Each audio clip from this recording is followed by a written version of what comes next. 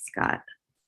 Thank you so much for having me. I'm truly excited and just grateful to be with you tonight. This was one of the things that I really was hoping that I would get an opportunity to do, and following your group consistently, and I finally got out to Zilker Botanical Gardens about a month or so ago and got to see what you've got going on over there. So that was wonderful, and I do intend to make some time and get out there and work with you, and that is going to be really fantastic. So tonight's presentation, Show Your Garden Some Love, I've definitely given it the Valentine's Day spin, but very serious about the points that I'll be bringing. So I'm going to go ahead and share this here. If I could, well, can I share my screen? I think so, yeah. Do you see where the share screen option is below? Because it's disabled. Okay, we can, let's see, make you a co-host. See if that changes it. All right.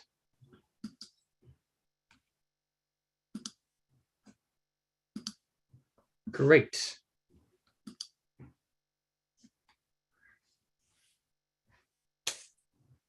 Wonderful. So let's talk about it. Tips for getting the spring garden started. I'm so excited right now because even though this season has been, for me, really challenging, just with the shifts from December to January, I didn't really want to let go of my garden. I wanted to continue to have hope that, some of these crops were going to make it through. But a few weeks ago, I just said, I've got a lot of planting to do coming up, and there is only one way to go, and that's forward. So I'm excited about the spring and the summer garden, growing a big jungle garden, and it's going to be a new season. So tonight, I'm going to cover a few things. A garden love affair, how to kickstart your romance, respecting boundaries, soil care is the best care, commit to this relationship long-term with these season extending techniques, and citrus tree obsession. So you can see I really went for it. All right, so first of all, I grew up in North Carolina, and that's where my roots in gardening began. Out there in the garden with my dad at a very young age, harvesting okra, watching the corn grow, primarily spring and summer crops. Always had something on the dinner table, and I might not have appreciated it at first, but over time I was like, there's something to this, and I think it just really got in me. So that carried forward till a little bit later in life, and once I got here in Austin and began to establish my garden in 2009, I just had so much trial and error.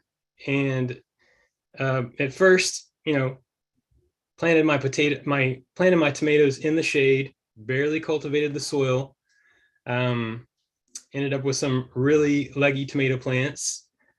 But I was smiling ear to ear just because I was really hooked. That evolved into a real passion, a deeper understanding of how important this was to me personally, but also how it could affect others and nurture them in their lives, as well as the opportunity to manifest some positive things, growing for biodiversity, growing organically, being observant of nature, being a steward of the earth, and just letting it unfold, letting myself learn through that practice. It became really important to me, understanding the interconnectedness between the bugs, the birds, the soil, microorganisms. And then, I started thinking about it. We all have this opportunity. It might be incremental, it doesn't seem like maybe one small garden can make an impact on this earth, but I firmly believe that we all have this opportunity um, to foster habitat, to recreate habitat that's been lost, and there's a lot of things that we can change and go for, but that's something that we can take action for. So my garden is here for nature to thrive. And over the years, I've really seen that evolve and change and noticed new life forms come through, and lizards and toads and birds and all kind of stuff really surprising me. And to the point where, some of the things that I used to do, clearing out brush, pulling weeds, now I get to the point where I start worrying about that lizard or whatever is in there. And am I going to harm them? Am I going to disrupt their home? So just being really conscious about my actions and my choices. And so that's kind of where I've come from, who I am, and my core principles for gardening. So how do we kickstart this romance? So gardening with an intention is really important. Do you want to grow food, some herbs for the kitchen, some flowers? Do you just want to create a wildlife habitat? Those are all great options if you're new to gardening or you want to kind of expand your garden. You can take this into consideration, I think, and really give yourself a foundation for creating something that's more manageable to you, because when you have that intention there, it will help guide you through that process. I say a lot that we should visualize the garden at maturity, and that's before we plant the garden. As we plant it, we choose our seeds, we think about the plants that we want. Take a step back in our mind and visualize it. What does it look like? How big are the plants? How does that translate to the spacing? What are the relationships between the plants feel like in that vision? So I think that is a key piece of my gardening practice, just trying to imagine it before it even gets here. And it really helps me to understand through the process how I can better approach it, manage it. I think it's really important to think about how your garden is going to be watered, because that can help determine the size and the scope, what kind of crops you grow. Also, what is your proximity to utilities? That can be really challenging up front when people are getting started.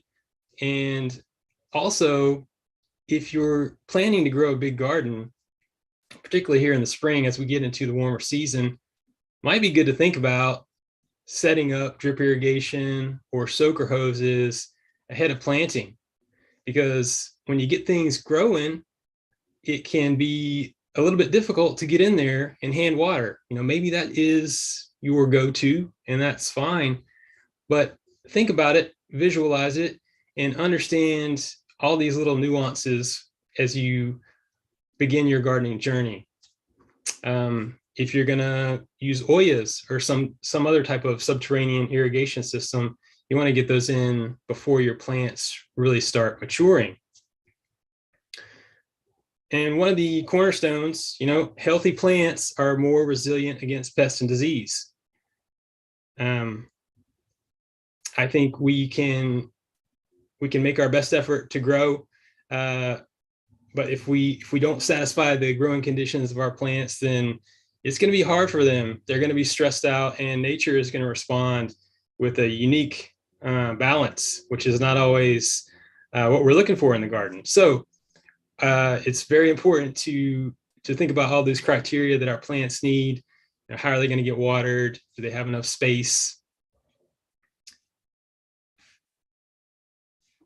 Respecting boundaries, I think, is also key. Sometimes I learned the hard way. I'm a big proponent of utilizing a local garden planting guide. We've got a great one here in Travis County, and it gives you a target. It gives you an idea for when to plant and understanding, especially if you are new to Austin or Central Texas, it's quite a different environment here. And furthermore, the seed packet information that you get on most packets is fairly general. It can help you by mentioning your first and last frost date, but oftentimes that can be a confusing point for people beginning to grow in our region, because you have to take that with a grain of salt and translate it to our specific climate. For instance, when we're looking at indoor seeding versus outdoor seeding and the days to harvest, like in the case of tomatoes, if it tells you to plant your seeds 8 weeks ahead of your first average frost, but it takes 70 days to harvest, it's not going to be ready 70 days from you planting that seed indoors. It's going to be after you plant it in your garden, approximately 70 days. So a lot of times folks may come in here and get some seeds and they're ready to plant them this time of year, only to be disappointed in how that times out with our summer heat. So that planting guide, along with understanding some of that information present on our seed packets and how to read that, can be really beneficial as you plan and move forward in your gardening. Also, staying weather aware. It's so challenging here. Within 1 week, we can get all 4 seasons, it seems like. And just when you think it's winter, it's more like summer. And then bam, you're getting some Arctic cold fronts. So you really have to stay on top of it, even if you're not looking to necessarily extend the season. You have to be ready for these things because they're going to sneak up on us. All right, soil care is the best care. This is a priority wherever you garden. The soil is life. That's where all that action happens for the plant. But here in Central Texas, we have some pretty poor soil. We've got some rocky stuff, some heavy clay, a mix. You also may be in an area where there's a new build and you've got some backfill or some loam there. If you're new to the region or you're just getting started on gardening, it's important to understand the reality of what we're dealing with here. So I place a tremendous emphasis on taking care of the soil. It's probably one of the most precious resources that we have in our gardens. And I always recommend preparing the soil 2 weeks prior to planting. This gives things some time to settle in and settle down. There's a difference between dormant and active compost. So if you're making your own compost at home, or if you're getting it from a large scale commercial composter, there's going to be some pretty extreme differences. And if you get something that's really hot and active with a lot of microbial activity and it's steaming, and you work that into your garden, you really don't want to plant the next day. You need that to calm down and get to work, let the microorganisms settle in, things will cool down. So about 2 weeks for that. And 8 to 12 inches of soil, well draining, I think it's just essential. There are methods out there for, growing in less, like, square foot gardening method. They say you can grow a lot in 6 inches, and you can. But I think a lot of our challenges here that are unique to our region really are better confronted with a little bit deeper soil.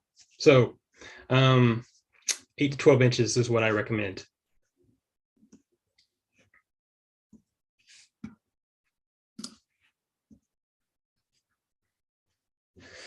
If you've got an existing garden, feed your soil about 2 to 4 inches of compost, whatever you can swing. And you want to do this ahead of each new planting, probably twice a year is what I like to do, generally in the spring and the fall. Add a slow release fertilizer at the same time. It's going to be there closer to the roots as they begin to develop. It will go ahead and start feeding some of those microorganisms that you're trying to nurture and amplify in your soil.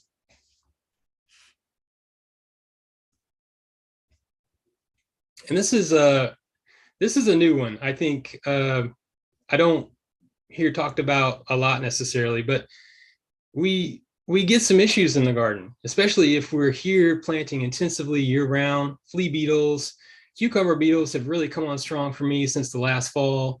The squash vine borer is notorious. I mean, what are we going to do? Fire ants, they're bad news if they get to you, right? The sweet potato weevil. I love growing sweet potatoes year after year. Doing my best thing to rotate.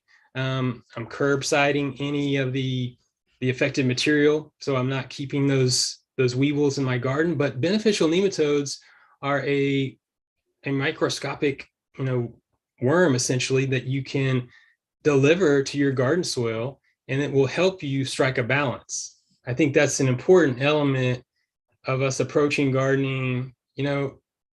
Like I talk about an ecological standpoint where I want to consider and do as little as possible, but there are times when I have to come in and strike a balance.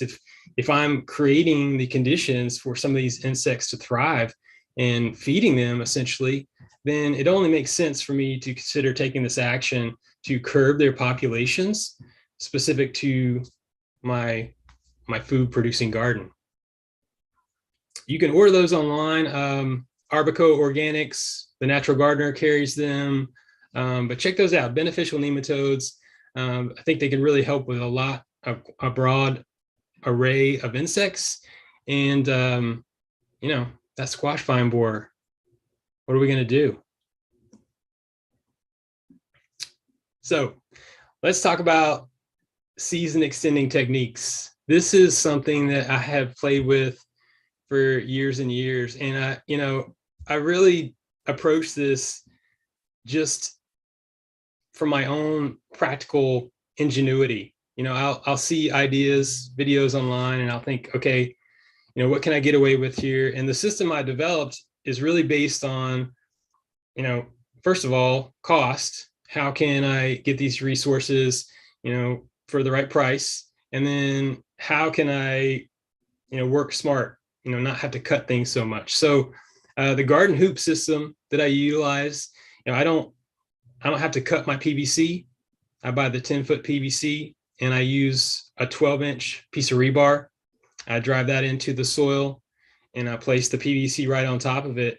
So it's pretty straightforward process. I'm not having to measure and cut things. Granted, my garden specifically, these are 4 by 8 foot beds. So that can look different for you.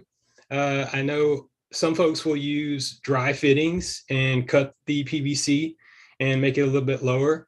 I like this height because it will better accommodate, a lot of the cool season vegetables, which I'm typically protecting from freezing temperatures, such as kale and broccoli. They'll get pretty tall. So this allows me to give them some protection without having any weight on top of the plants and protecting them from contact with any freezing precipitation. But you can use this in a variety of ways. Frost cloth, that is one thing. That's probably what I use it for the most. And there's a couple of grades of frost cloth, at least. There's a lightweight, a midweight, and a heavyweight. There's probably some others. The lightweight, if you encounter that, just know that that's really going to be more for deterring insects, making a physical barrier. But that could be helpful in some instances. The midweight frost cloth I use for years and years, and you get about 6 to 8 degrees of protection with that, which in most cases works out well for us. But over the last couple of years, we've seemed to have been getting some deeper hard freezes, and I have bumped up and started acquiring some of the heavyweight frost cloth, which gives you about 10 degrees of protection.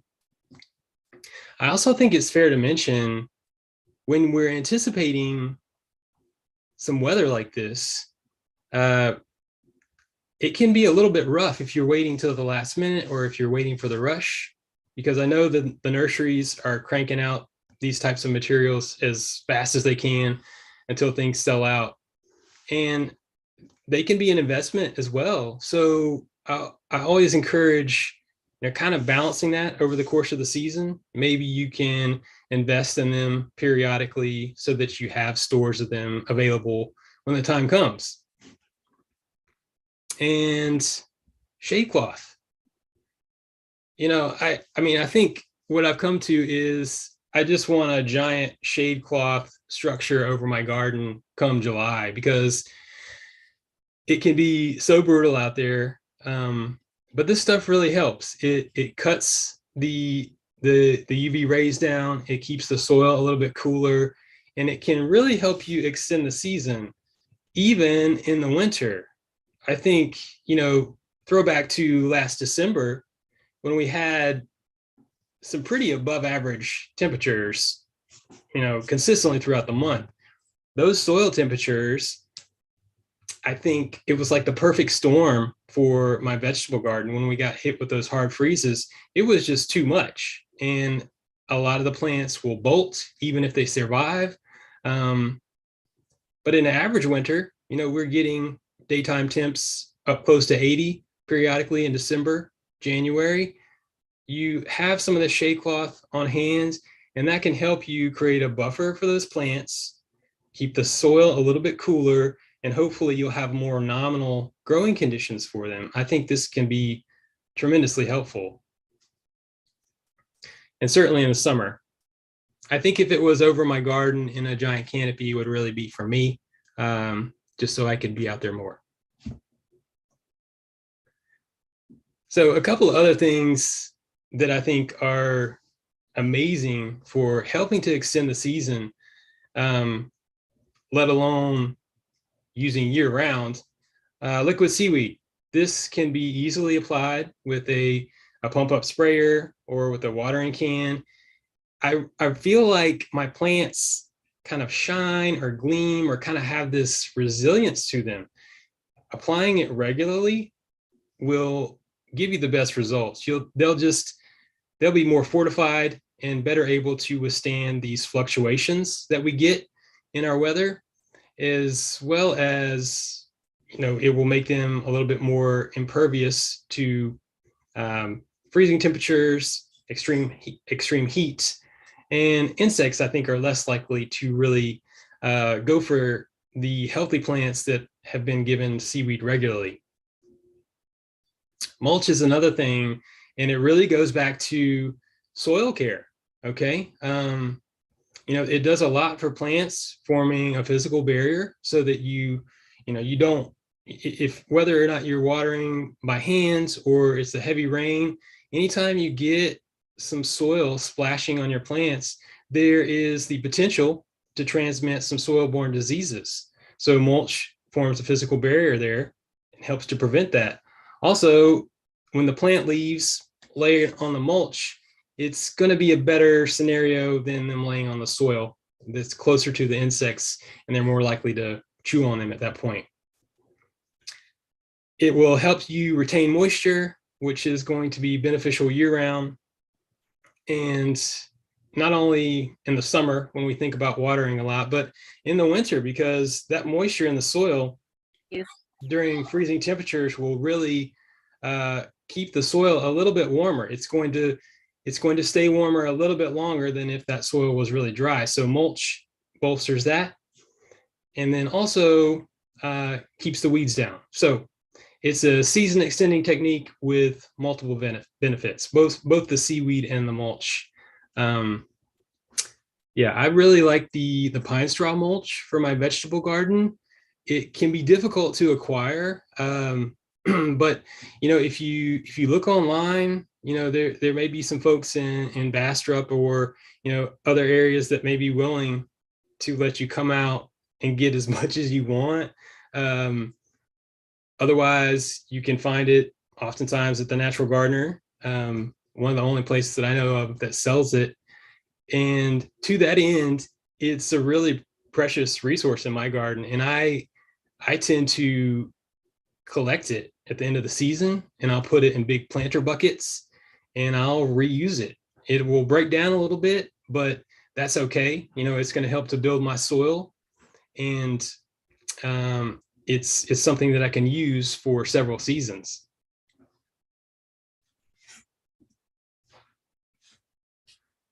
All right. So I wanted to have a nice section on citrus trees because this has been a really big passion of mine ever since I got my first one, probably in 2010. Most of my citrus trees are grown in containers, and I have one that's planted in the ground. It's been there for about 11 years now.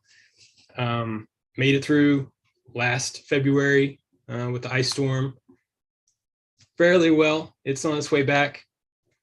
But there's just something so obsessive for me about these trees. When they bloom, the scent of the flowers, the beauty and the uniqueness of each tree as a specimen, and growing them in containers really gives me a chance to kind of cultivate them and form a long-term relationship with them that has really been rewarding. You know, I grow a variety of fruit, but this time of year, a lot of us, if we have them, may have them inside, and we've been protecting them from the cold. You know, sometimes we'll take them inside and out over the course of the season. If you've had your citrus tree inside for most of the winter in a really sunny spot, then it could be important to consider gradually reintroducing it outside. It may take taking it outside and inside several times. Placing it in morning sun is going to be ideal, particularly later in the season as we get into July. They really like a little bit of a late afternoon break from what I've seen. There are a lot of common insects that can emerge, particularly this time of year as the citrus trees have been stressed from lack of sunlight or not being able to photosynthesize indoors the way they're used to. And whiteflies in particular seem to be really common about this time. So, this picture here on the right, you've got some adult whiteflies. That's exactly what they are, teeny little white flies. On the left here, this is about what the larva look like. It's a kind of like a translucent little small disc, very difficult to see with the naked eye a lot of times.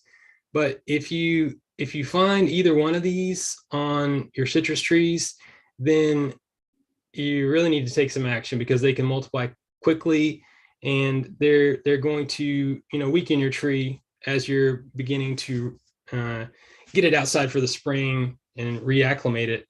So observing for pests on your citrus trees regularly is a huge part of this process. These things can get away from us quickly, but whitefly is probably one of the more common ones, and I'm definitely looking for that about this time of year.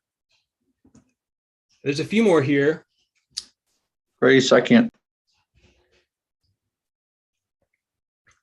All right, so scale. There are thousands of species of scale, and they can vary greatly in their appearance. This is an armored scale. You can see here the picture on the right, it can get on the fruit.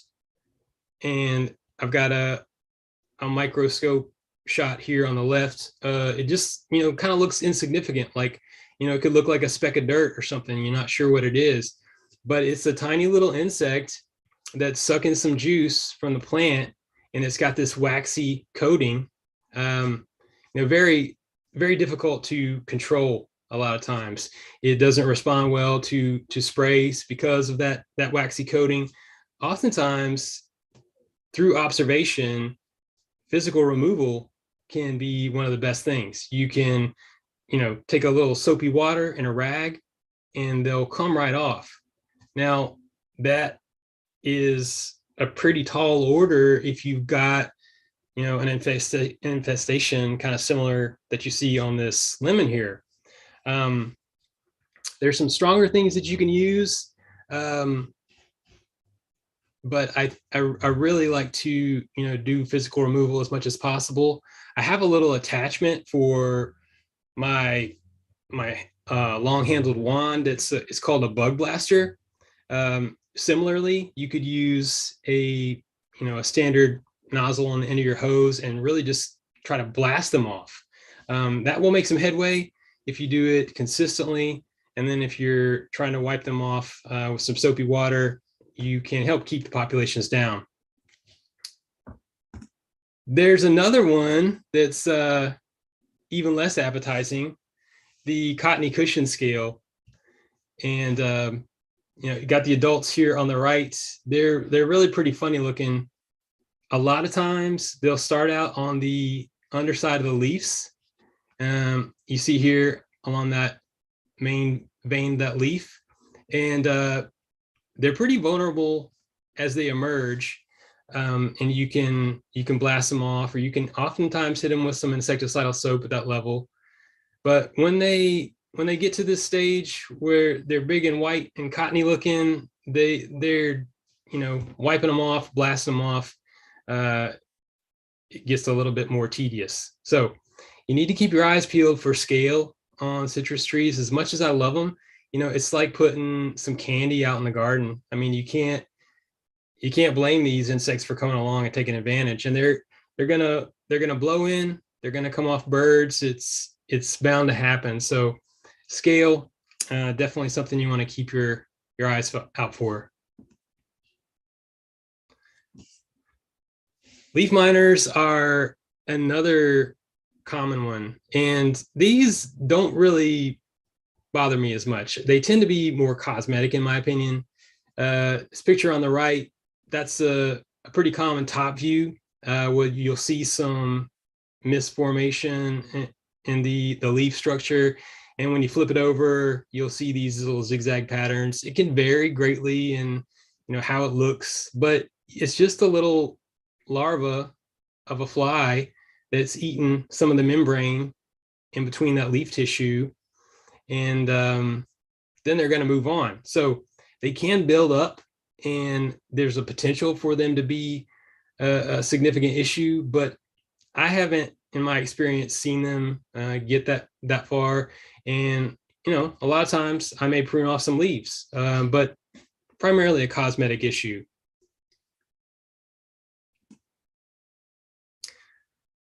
Yeah, so bird damage is another common issue on the citrus. The grackles here in Austin really seem to be the guilty party.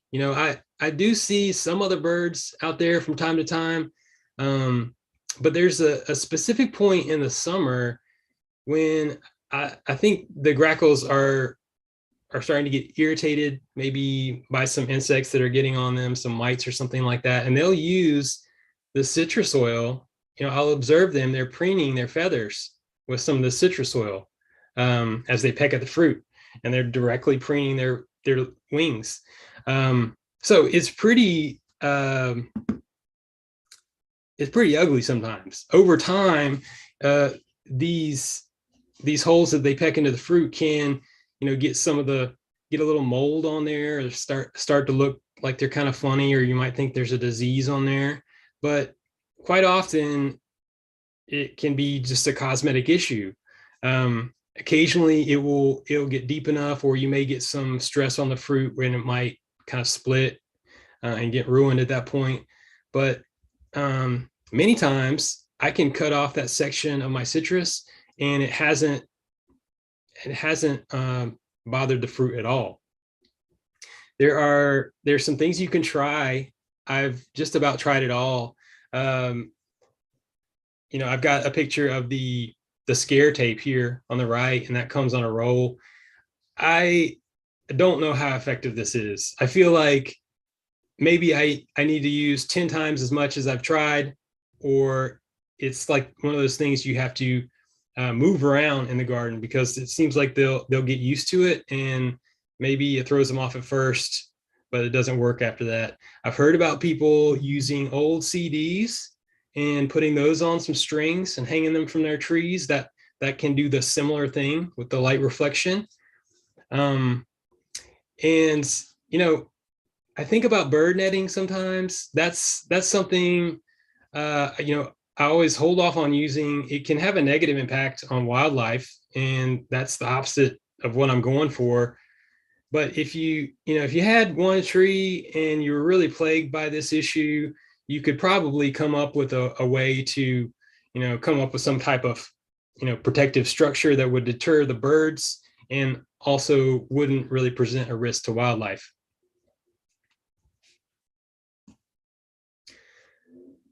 They are definitely heavy feeders, and it can be a little counterintuitive in terms of what they like to eat, because anything, typically if it flowers and sets fruit, we want to give it some phosphorus to help with that process. You do need a balanced fertilizer, but nitrogen is a big need for them. They've got these big evergreen leaves that are, really helping to build this fruit, and nitrogen is something they're hungry for. The Sustain 824 is a great product. I've used that consistently all through the summer, probably starting in March, well into October, and then I kind of hold off. But they're gonna want some consistent food. There are products like this. I think it's the Back to Earth citrus mix, and that's got a combination of things in there, some micronutrients that they also really like. So I think if you're looking for an all-in-one, something like that, or even maybe a citrus tone, I think it's by Espoma. Those could be a good option for all-in-one. But if you have several things in your shed, and you've got something like an 824, you can also utilize them. If you have some Azomite, some Dr. Iron, those are two things that I will add to my citrus probably in the beginning of the season, and maybe a couple more times throughout the summer. Not every single time I'm feeding them, but at least a couple of times a season. The Azomite is really going to give them a lot of trace minerals, and a lot of times we'll see some yellowing on the leaves and some deficiencies in that regard, so that can help. The Dr. Iron too, 22% iron, also has a lot of sulfur in it, and that can really help balance out some of our natural soil conditions. And if you're growing them in a container, certainly support that. Also, liquid seaweed. I use it across the board in the garden, but this is going to be great for your citrus trees. It's really going to help form a shield on those leaves and also supply some nutrients to them. Yeah, so this is kind of like wrapping up with some of my core principles here, my guiding principles for gardening. Plan, prepare, plant. It's become my mantra. Visualize the garden, take care of that soil, get things ready ahead of planting. It's a precious resource, and then get planted on time. Make sure you know when you can plant, what you can plant, and how that timing looks. That is going to be the formula. Always encourage biodiversity. Think about this balance. You've got all kinds of insects and animals out there that can aid you in your garden. And if we go out there, swinging, then we're going to end up having to do all the work.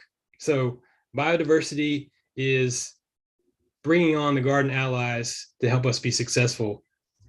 Planting flowers, I believe, is one of the best forms of companion planting. This is my world. And you can do that with annual flowers, natives, even herbs. A lot of the herbs produce some really abundant flowers that will draw in a variety of garden allies.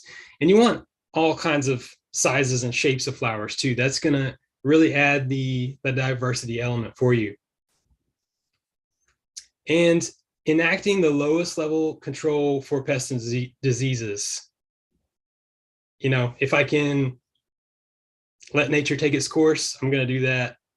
If I can take one leaf off that's got, a bunch of larvae on it, case closed. Keeping your eyes peeled and incrementally moving through that process, if you are observant in the garden and you catch things early, if you get to know the bugs and the different stages, their life cycles, you can anticipate this, and that will really aid you in that process.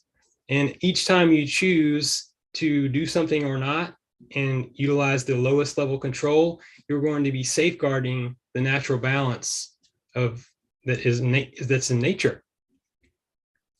And lastly, always protect and nurture the soil. Like I said, it is a precious resource. It has so much capacity to bring balance to our planet. You know, there's a lot of room for growth and understanding around what the soil does for our environment. And that can start in our backyard garden.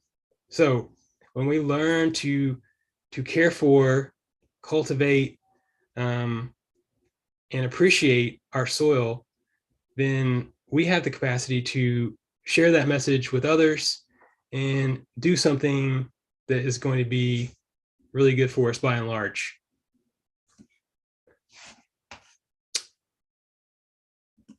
Yeah, so that's my mission: fostering biodiversity and habitat restoration. And I just like to put out as much information as I can, share my experience. I have gotten to where I am from learning from others, trial and error. So I want to pay that forward by putting out as much gardening information as I can, answering as many questions as I can, learning the whole way. It's just my passion. It's what makes me happy, and I think it serves a purpose in our society and on our planet. It's becoming more and more popular for a variety of reasons, and it's something we desperately need to commit to. If we have a small patio, or just a small little planter box, it can start there. We all have a unique opportunity to make a difference, and I just want to encourage as many people as possible to do that.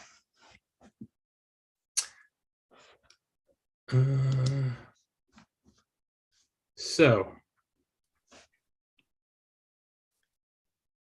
I guess if people have questions, go ahead, Angel. Yeah, I was just gonna give some applause. It was great. Thank you so much, Scott, for sharing your passion. And I've definitely enjoyed following your lessons on the internet. I'm so glad that you could share them with us today. So yeah, we'll have a few minutes here left for Q&A. So any questions? And feel free to turn your camera on and ask it yourself, or raise your hand, whatever you're comfortable doing. Scott, I had a question about the biodiversity in planter boxes. Are you doing biodiverse plants in your planter boxes or in a separate area? When I'm talking about biodiversity, planting a variety of plants, not just monocropping, adding flowers and natives and herbs and things like that to draw in a variety of wildlife, and also implement organic pest control and disease control practices, or don't do anything, take a hands-off approach, so that through observation I can better understand those relationships. And it's a balance between seeing what nature does and letting things take care of themselves, and getting my hands in it at the right time. So I don't know if that answers your question. I mean, I have a variety of trees and shrubs and natives all throughout my property, and in my raised beds primarily focused on edibles. And in those beds I always integrate some flowers to draw in some insects. And one thing, the southern peas are one of my favorite crops to grow. And in 2019, I was just really astounded by how many, dragonflies, carpenter bees, all kinds of things coming out there. So it was just an opportunity to learn and observe what you can draw in if you just let it, and always keep something growing in the garden too, because as things cycle through in the summer, a lot of times that can subside, so we can rely on our natives somewhat there, but some of these cover crops can go a long way too in offering some food. Anyone else want to have a Yes, question? Madeline, you have your hand up. Hi, I do. So nice to meet you. We're big fans in the demonstration and the teaching beds. So several questions on the timing when you plant things. Your pictures and your posts are always amazing, and I really appreciate you showing your beds and how you do things. Do you follow the Travis County Planting Guide? I do, and I use that as a general guideline, and I try to experiment off of that. Sometimes I go way early or later into the season. I have several copies, and I like to think about what I'm going to grow for the season, and I'll go in there and highlight what I'm targeting.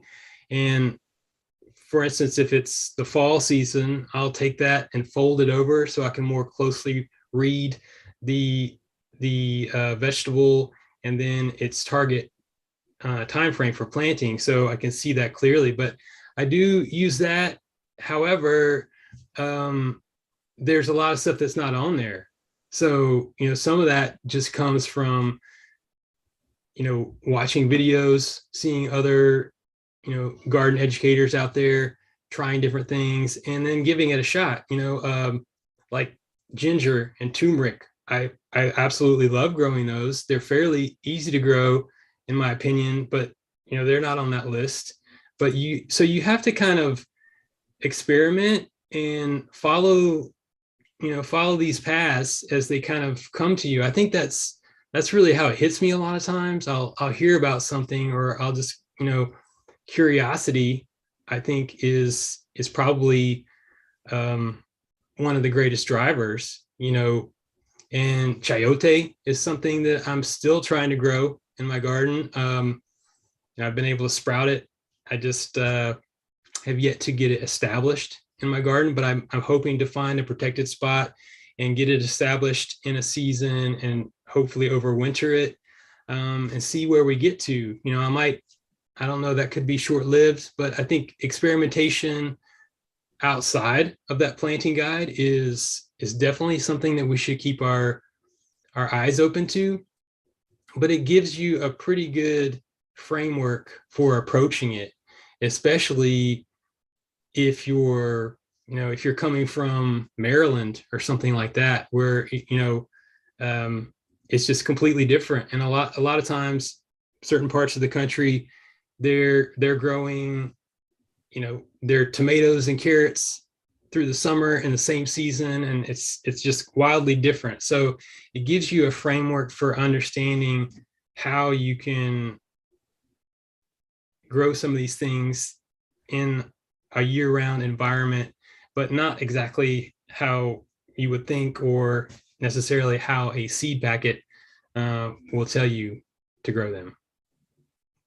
I think it may also be a slight difference, and you have such great full sun. And so Yes, as I kind of check on your things, and you're, harvesting, and they look great. Ours, just a little bit behind. I saw how you organized your seeds in one of your posts. I appreciate that. And so kind of the same question for succession planting. Just how do you organize? You just are you starting from seed just 8 weeks early?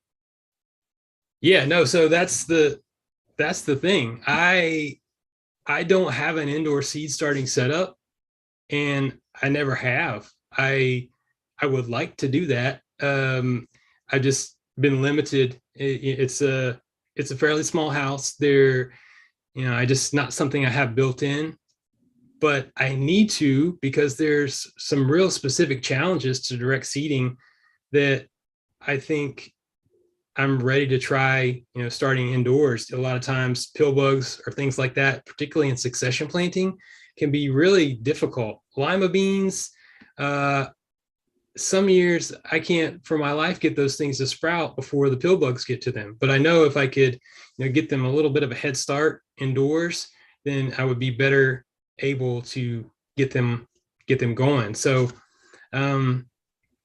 primarily I'm direct seeding in the garden, and I can start early and utilize some row cover to protect them. Likewise for my fall plantings, putting up some shade cloth in advance, trying to help control some of that soil temperature, getting some seeds going directly in there, and just really monitoring it closely for some of those insects, because I understand, especially some of the harsh times in the summer, these are really tender, juicy food for these insects. So it can be a challenge. I hope to get started indoor seeding. I would love to do some soil blocking, and because I think that would be really excellent to try out with, squash and cucumbers and things of that nature, as well as eliminating some of the plastic that, I'm utilizing in the garden. So lots of room to grow there, lots of things to learn. And I actually too, like right now I'm going through Joe Gardner's master seed starting course. And that's been really good. I think my goal is to go through that, and then I'll have a better understanding in terms of, what kind of resources I'll need to bring in. And I intend to start some indoor seeding. Nice. But yeah, the succession planting is primarily just give it my best shot. It's just kind of learning those rhythms of the season and when things are best to start. Yeah, and really monitoring the forecast, kind of trying to get a feel for that. That has been very hard this year, but I think that's why I got to the point where I was just looking ahead to the spring garden. So yeah, it can be tricky. I think a lot of what I employ in my garden is intuitive, just based on experience, and following these threads of information that I get, and just learning from what happens. Thank you. I'll let some other people ask some questions. We were gifted some turmeric, and we also were gifted some pill bugs as a learning opportunity, both of them. So I look forward to speaking with you, and would love to have you visit the garden. My last question is your variety of strawberries. I saw that gorgeous post today. Yeah, those were the Sequoia. Yeah, that was last spring in particular, the best year that I've had. There was something really unique that happened with those starts. So I planted them in November of 2020, and they immediately started sending out runners and daughter plants. And so I think I had 20 plants. It must have been 40, pretty shortly. And they just really thrived, started producing in March. And in May, when the rain kind of stopped, they slowed down, but we got a little bit more rain and they kicked up into June. The berries were forming smaller, I just think from some of the moisture and the heat stress, but I had a really great run with them. I think the short day varieties are where it's at. And if you can get them planted in the fall, they're going to establish their roots, and they'll need some protection through the freezing temperatures. I have 2 beds growing this year, but I didn't get the Sequoia. They weren't available. I think I have Chandler and the Liz, which is a new variety, and I believe the Deliz is a neutral day variety, possibly. So that will be a good experiment. But in general, planting them in the fall with a short day variety, getting them through, it's a long haul. But I mean, an organic homegrown strawberry is, I feel like it's just like a diamond, I mean, For so sure. Do you use the black plastic on the top or do you mound them? I don't. I plant them, at the right level. You don't want to get that crown too deep in there. You don't want to have the roots exposed. So they're all pretty uniform in my raised bed evenly. And then I go ahead and drop in some pine straw mulch around them before they really start running and setting root. So they've got that there to protect them. It also helps to protect the berries as they form. They're a lot less likely to be scavenged on by some of those ground dwelling insects when they're sitting on some pine straw. And I love the way I did it with that crop that you're referring to, and I put them on the exterior of my raised bed, and a lot of those berries kind of hung off the edge of my raised bed, and that was even better because those did really well to produce without much getting on them. But I did use some bird netting too. I haven't had any issues with wildlife getting in there. I don't have a whole lot of snakes coming through the garden trying to get those. That's something I'm worried about. But that really helps with the birds because the Carolina wrens and the mockingbirds, if they know you're growing strawberries, it's going to be tough. So you that's why they're like diamonds.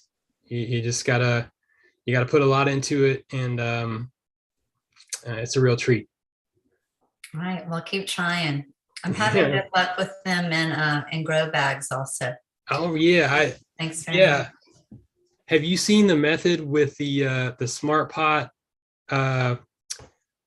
milk crate liners? Yeah, we were actually gifted. We had an organic gardener who gifted us some that were in the milk crates. And so she carries them to the sun in the spring. And then in the, late summer, she carries them to the shade. Oh, wow. I love that. See, I've been experimenting more with container gardening and grow bags in particular. So I'm going to have to try that now. Great. Glad I could share a tip with you. Thanks, Scott. Thank you. And what is the name of the covers that we use, Madeline, at Zilker? Yeah, we have some chicken wire cloches because we have squirrels and furry friends in our garden, and they help with just all kinds of things in the garden. They are selling that's at gardeners.com, and they are selling larger versions of that now too, where you can cover a row with chicken wire. You can extend the sections. They even have kind of little houses now that are made out of chicken wire to protect crops. So if anyone else has furry friends, it's a gift of a lot of our trees. Gardeners.com. It's a great, one of our most frequent questions from visitors. Nice. Okay, let's move on to the next question. Steve, you have your hand up. Hey, you said that, it's nice to have 12 inches of soil. That's a lot of soil. That's pretty deep. How do you get 12 inches of soil? Let's say you're just starting a backyard garden. Are you gonna haul in 12 inches of soil and dump it into a raised bed, or build it up from what you have? Well, that's certainly one way to do it, but I think the other way to do it is, similar to lasagna gardening. You're going to have to take some more time with it, employ some patience. I really encourage that. I think that's probably the best way to go to really build a deep, high quality soil. Most people don't really want to wait. They want to garden right now. And I do want them to get that opportunity. So I think in that instance, your options are, filling it up with some bulk or some bagged soil, or, really, trying to employ some of those methods, like, creating a bunch of leaf mold, creating a layered bed in there, and understanding that your first, few seasons, it will be maturing. It's, going to be similar to, making sourdough or kombucha. You're getting all those things, that life building up in there, culturing. And if you can do it that way and have some patience, then you're going to end up with black gold. And then from there, it's going to be consistent maintenance, really taking care of it, continuing to add organic matter, feed the soil like we feed plants, treat the soil like a plant. We're always focused on our, the end goal, which is the tomato, the prize winning fruit. But the soil is one of those things that I'm just as infatuated with. So really nurturing that, and taking some time is going to do best. Because let's face it, you fill it up with something all at once, you'll have something to grow in, but it's still going to take some time for that to develop. That you don't have a whole lot of structure and microorganisms there in an organized way established like you want. So it can be tricky, and there's a lot of different ways to do it. But nonetheless, I think when you have that 8 to 12 inch range of soil, and you can encourage healthy roots and go with deep watering, protect that soil with mulch, then they're better able to withstand these periods of drying out, because that deeper soil is retaining the moisture a little bit longer. So that can help us as we get into the hotter times of year, just having healthier plants. I feel like the last couple freezes have knocked out the microbes in the upper layers, and so that maybe at some point we got to put down some molasses to kind of reinvigorate.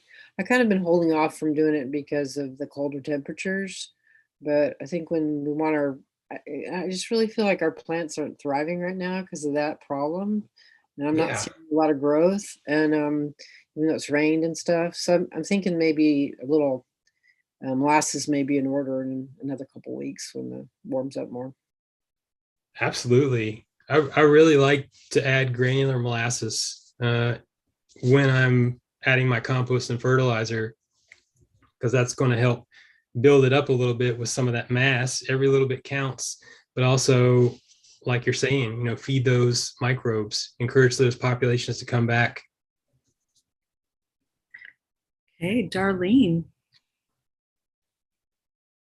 Hello, I have a question and a comment. I met a guy last week who grew turmeric. He grows turmeric and ginger, and he harvested 60 pounds of turmeric out of his 4x4 plot of soil. Wow. Anyway, it's pretty amazing what he's done with the turmeric, and he's going to put some at the North Austin Community Garden, and he's also going to probably put some at Urban Roots and grow some turmeric with them. So, but my question is, with your consulting and meeting new gardeners, what do you find the most difficult or the most challenging problem working with new gardeners? I'm just kind of curious, because I work with a lot of new gardeners in the community gardens, people who've never gardened before. And so it's challenging. I'm kind of curious as to what you find when you're working with somebody who's never gardened before. Yeah, I think it's just that understanding of how much goes into it in contributing to your success, and how much patience and resilience it requires. And that's not even mentioning, like, if I go in someone's backyard and there's like a few oak trees, and I'm like, this is not going to sound good, but you can't really garden that well here. You're going to be more limited. So I think it's just navigating some of those expectations while trying to really, very simply kind of give some of the basics for them and encourage them to maybe sometimes scale back. They want to go big, they want to garden, they're ready, they've got that passion, and that is good. We want to harness that, we want to maintain that. But sometimes, start with a grow bag or make a small raised bed. Maybe you can't put it right here where you were thinking. You need to put it out here where you have more sun. Start small, go through the season, see what you learn. And, oftentimes people have had a first year of gardening and things have gone really well. And then they start encountering some problems and they don't understand why. So it's kind of helping to develop that understanding, like, it doesn't always pan out. It doesn't mean you should stop. It doesn't mean you're necessarily doing things wrong. It's just it's challenging. And I think the reward is in the experience as much as anything. You will get to a point where you're growing what you want to grow. But there are so many criteria for making that successful.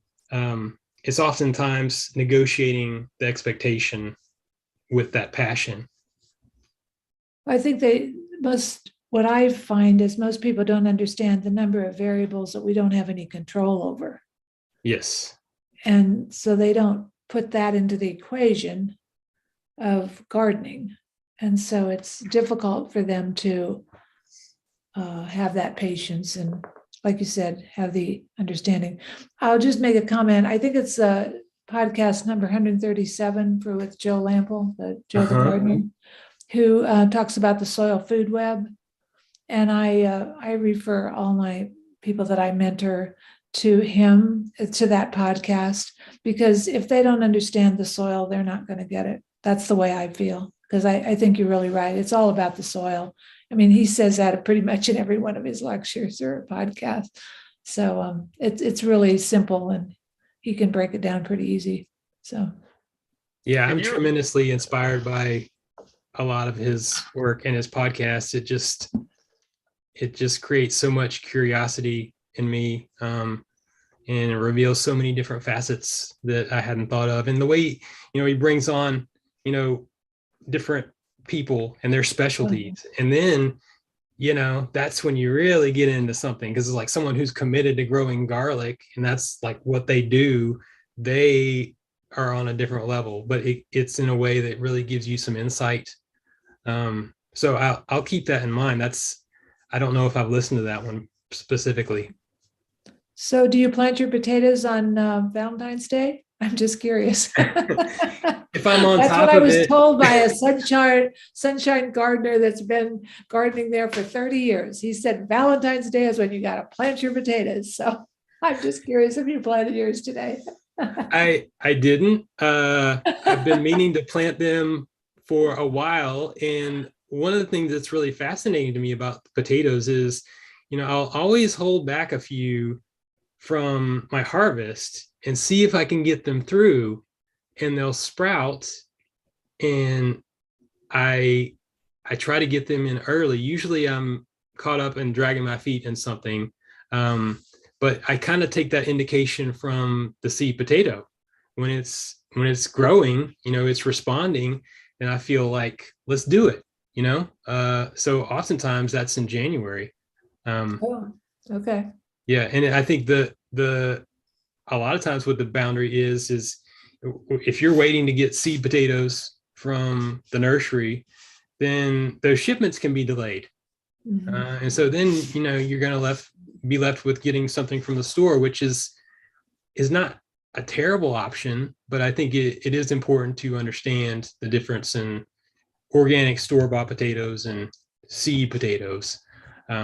So like you said, a lot of constraints there that we were not aware of. But in this case, I think I'm just behind the ball. Okay. When my potatoes sprout in the house, I put them in the garden, no matter when that is, and that's worked pretty good. Yeah, isn't it? It's like Lone Star Nursery has that motto on one of their shirts. It's like, listen to the plants speak. It's kind of like that, right? It's like the potato wants to grow now. It knows better than I do. Yeah. Thank All right, you. do we have any other questions tonight? So in the chat, we have a link to the bug blaster if anyone's interested. Susan wrote, what kind of flowers do you suggest putting in the spring garden? 100% zinnias. You know, there are some really beautiful varieties. If you have a compact space, you don't want something real high growing. There's some Peruvian yellow, or I'm trying like a red one this year, and they only get to about 2 feet tall, and they're pretty compact growth. But those will just bloom and bloom and bloom, and then I'll have them volunteer, and then they're blooming in November. You know, so it's like it's pretty incredible with those. I like to grow the giant zinnias as well. Get a lot of hummingbirds, butterflies, all kind of nature on them. Cosmos, I think, is a really, really good one. Again, just really resilient. And also, I like those types of varieties that I can save seeds from, you know, pretty easily. And those I find pretty approachable in that regard. I always like to do some sunflowers, amaranth, which, you know, maybe for a bit more ornamental aesthetic there, but really successful and fairly easy to grow, in my opinion. But yeah, I go in big for the zinnias, and you know, all whatever natives I have, you know, coming on and off, and in herbs, I'll always grow like some Tulsi, some holy basil, and really let that, you know, flower throughout the summer.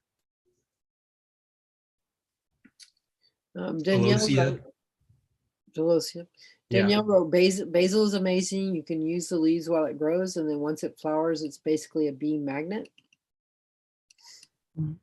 Also, she wrote marigolds and nasturtiums. And then there was a question further down about trouble growing nasturtiums. Any suggestions? Yeah, nasturtiums, I think, are like an in-between. You know, it's like they like this weather pattern that we don't get consistently. So it requires us to, you know, you got to be on the lookout at the nursery and get them in. They don't like it real hot. And in my experience, they don't like it real cold either. They melt pretty quickly. So I like to try to get them in as early as I can in late summer. And then again in the spring, you know, if I can find them, or if I can start the seeds, you know, I want to get them out in the garden, kind of like the squash, try to beat the squash vine borer, get the nasturtiums out there so they can bloom and do their thing before, you know, the heat won't knock them out or the freeze will knock them out. But they're tough. I find calendulas. They're really tough. I success in plant mine. I put it in a row of them and then see what happens. And then a couple weeks later, put another row in, and then another, and just do it over time. Because sometimes they freeze back, and then you got to replant. But, you know, if you don't plant it all at once, then you get to plant a few at a time over a period of time, then some of them are going to hit. Yeah, and I guess I have luck because I plant them in containers, and then so I move them, you know, where the sun is, or give them part shade. So I don't know, maybe I just have like just luck with them. That's what I do. Yeah. Eric wants to know if you have any upcoming online events. If I have any, I don't have any at this point. But I'm I'm interested in starting to do some regular live events on multiple platforms, potentially just in it, because I enjoy making gardening videos that are informative, but oftentimes I feel like they're a little bit late. So, that comes through that process. But I thought, I feel like I'm ready if I can start doing some regular live showings weekly on a variety of platforms and just talk about what I'm doing, what I'm going to be planting, what I'm seeing, what I'm learning from others. And I think, keep your eyes out for that. I'll definitely be broadcasting that really clearly on my social media. We have a link in the chat about a planting guide and also buy soil block maker for sale. There's a link for that. And also the chicken wire clutch. And then Madeline says, same with cilantro, harvest cool temps, then flowers for pollination, then seeds to eat or harvest. Also Dylan fennel. And then June wrote, what do you do to nurture the soil? Where do you get your compost? Also, what kind of fertilizer do you use? So nurturing the soil, I'm keeping something growing in it consistently.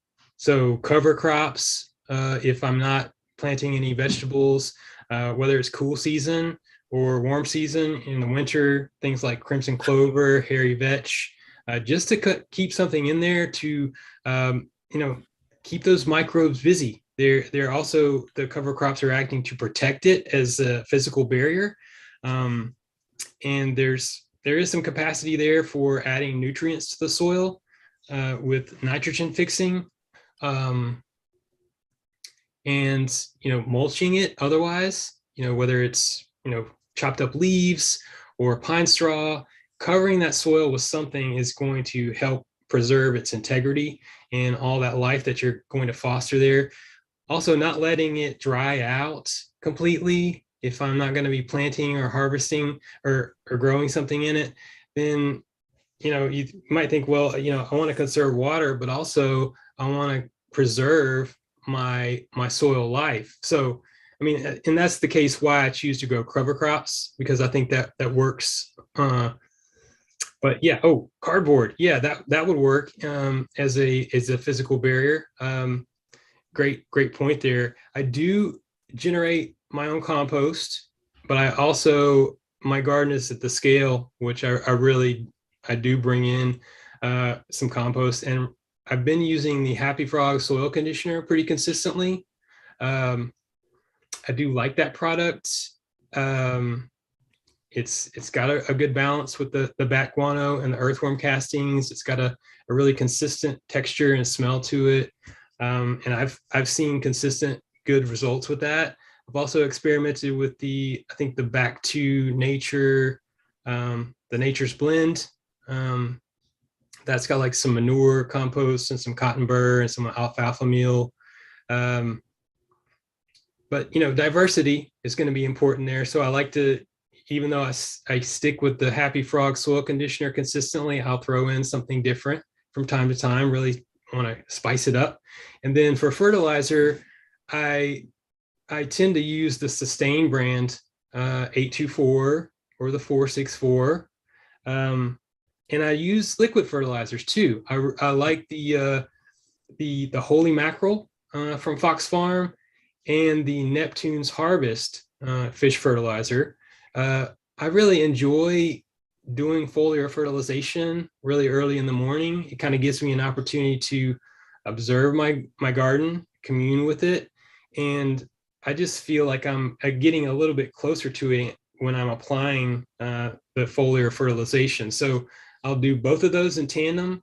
I typically am doing the granular fertilizers up front and preparing the bed. And then sometimes in the case of more long-standing vegetables like kale and broccoli, I'll give them a side dressing with the granular fertilizer to keep them productive. And alongside that, doing some foliar treatments. And worm castings, I love worm castings.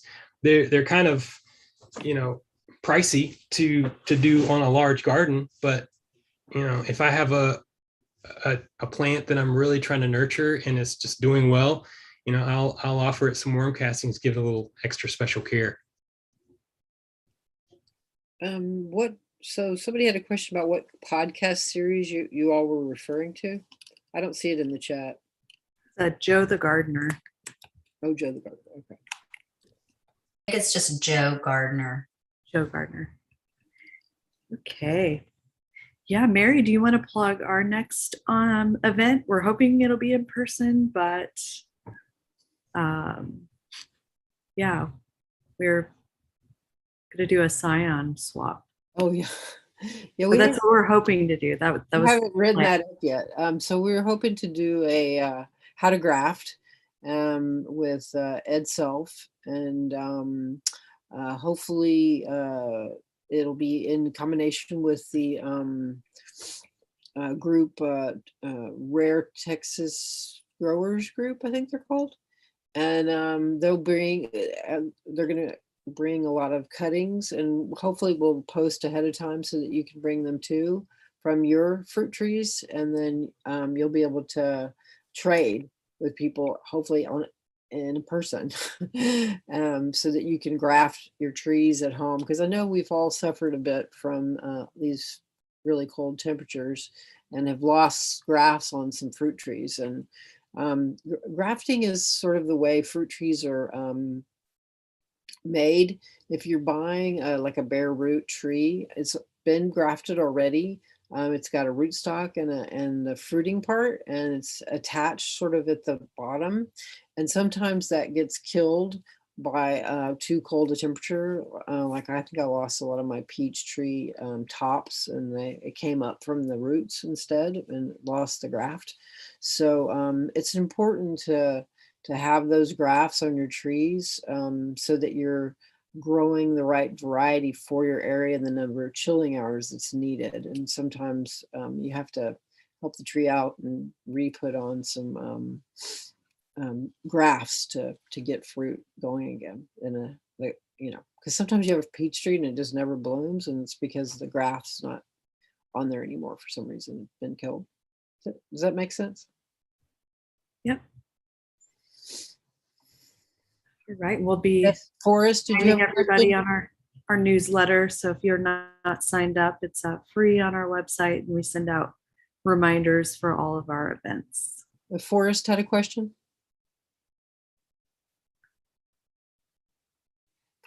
You're muted, Forrest.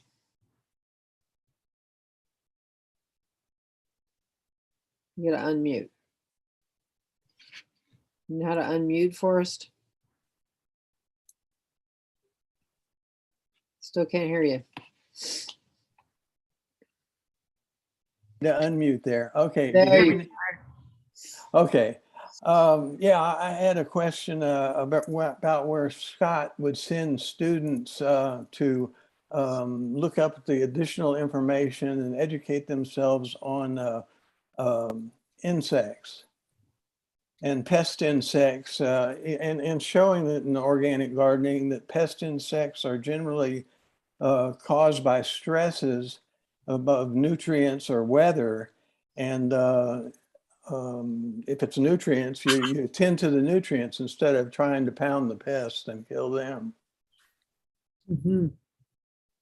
Yeah, he talked a lot about nutrients and making sure that you have the proper ones in the lecture, I think. Did you miss out? I think you came late. I did come a little late, but we get an awful lot of questions on our blog and website for the club of people freaking out seeing an insect in their garden, and where people would learn to identify beneficial insects and appreciate the fact that the beneficials are there helping take care of them. Yeah, I shared the link to texasinto.net. That's one resource that I utilize when I'm trying to figure out what I'm seeing. That's in the chat. There's a link to in identifying insects, right? Yes. Okay, wonderful. Wonderful. On that question, I'd like to share also that the Growing Green program has a leaflet They're available for free in a lot of garden centers. And there's one that has a picture of both the larva and the adult of beneficial insects, and then the pests, or they call them good guys and bad guys. And just on that note, want to remind everyone that migrations for butterflies usually start in March. Could be maybe before our next meeting. So, if you have a question, we also like to use a app called iNaturalist. There are several of those that you can take a picture and it will ID insects or larvae. Some of our herbs like dill and fennel are host plants for butterflies. So there may be, caterpillars on there, and they are possibly beneficial. Even the ladybug larva looks nothing like the adult larva. And don't be surprised if they devour your dill and your fennel, the caterpillars, but they usually grow back. So thanks for letting me share. My Because fennel, we used, year after year. we used to refer a lot of our new gardeners to the wonderful Beck and Garrett book called the Texas Bug Book, which in addition to showing, like you said, larva and adult in order to be able to identify these insects, but had lots of stories of how the organics work. And I was wondering if there was anything new, any new book that that is better or equal to Texas Bug Book. Hmm. I don't think so. Everybody gets it off the internet these days, huh? Yeah, iNaturalist is a pretty immediate answer. Looks like there's a new, maybe a new, it was published in 2005, so maybe they reissued it recently, or 2005 is kind of recent, but it's an older, there's like a new cover or two covers out there now. Well, I'll go look for it. Thank you. Yeah, so it stands the test of time. And Hopefully also we're our getting- plant sale, March 26th. Don't forget. Yes, and yeah, I think that's it. We'll be announcing our next talk here shortly, but appreciate everybody coming out tonight, spending your Valentines with us. Yes, and appreciate our speaker, Scott, Yeah. for doing such a great job explaining things very well. And we all benefit from your knowledge.